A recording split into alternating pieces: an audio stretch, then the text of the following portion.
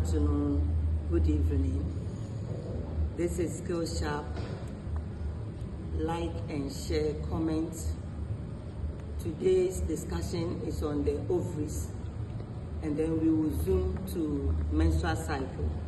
So stay with us, learn with us, and let's all enjoy our profession that God has given us. Okay, so the ovaries, we have two main female sex glands, also known as the gonads. Their position, the ovaries attach to the back of the round ligaments within the peritoneal cavity. So when you look at the picture, you can really get the understanding of the position. In a small fossa known as what? Ovarian fossa. So this ovarian fossa is supported by ligaments. What are the ligaments that support the ovarian fossa? Here we are talking about the round ligament. So look at the image where the round ligament is. Have you seen the round ligament?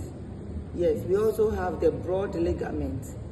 So you see that the broad ligament allows the ovaries to suspend, because the ovaries are located within the brim of the pelvic, within the brim of the pelvic. And when you look at the brim of the pelvic, it is the entry point into the pelvic, meaning below the brim, there is no what? Substance except muscles to hold you in a position. And they are close to the fimbriated end, especially the anatomy-Ovary. Why? So that after rupture, they can sweep the ovum into the fallopian tube. So with the shape, it is like an almond. Then the color is down white. These are all basic knowledge. It measures 3 to 4 centimeters long, 2 centimeters wide, and then 1.25 centimeters thickness. The weight varies from individual to individual, which is also influenced by the hormonal balance of the individual. So it weighs from 4 grams to 8 grams. 4 grams to 8 grams. When the weight goes beyond the 4 grams, it's a sign that the fluid compartment of the ovum is inadequate.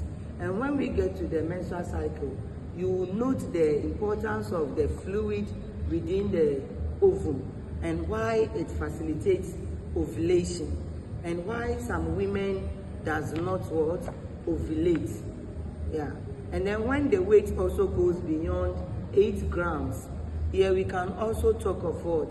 Excessive fluid, which will also cause the ovary to fall earlier than the anatomy-Ovary is ready to pick. So meaning that you will ovulate, but it always falls into the peritoneum for absorption or dies through a process known as apoptosis. Apoptosis is what? Cell death, just like necrosis. But necrosis is the death of what? All other cells except the gonad. You remember, we've talked about this. Yes. Okay.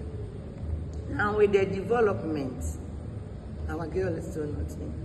The development shows the physical characteristic of the ovum. So from birth to puberty, it is smooth, dark white, and solid in consistency. Why? Rupturing has not begun. That's why it is smooth and consistent.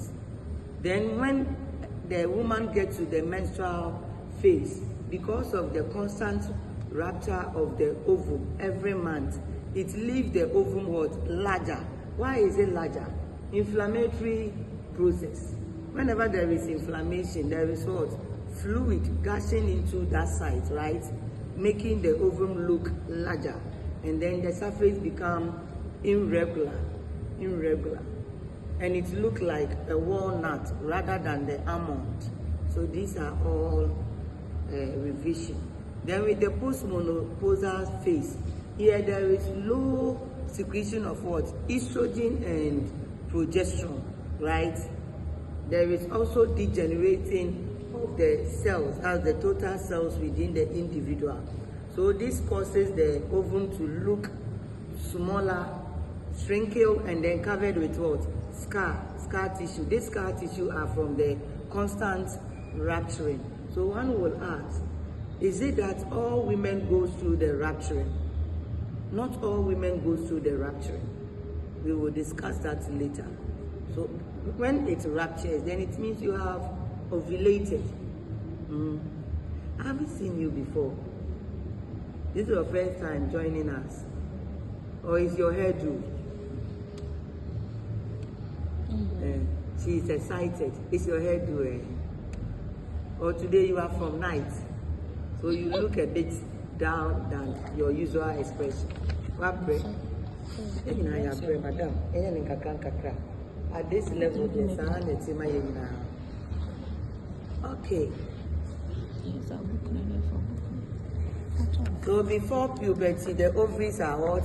Inactive. But now let's talk about development. When does the ovary become activated?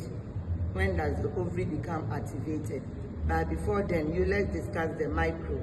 Then we will talk about oogenesis. Then we know when the ovaries are activated. So with the microscopic structure of the ovaries, oh, that's my darling baby.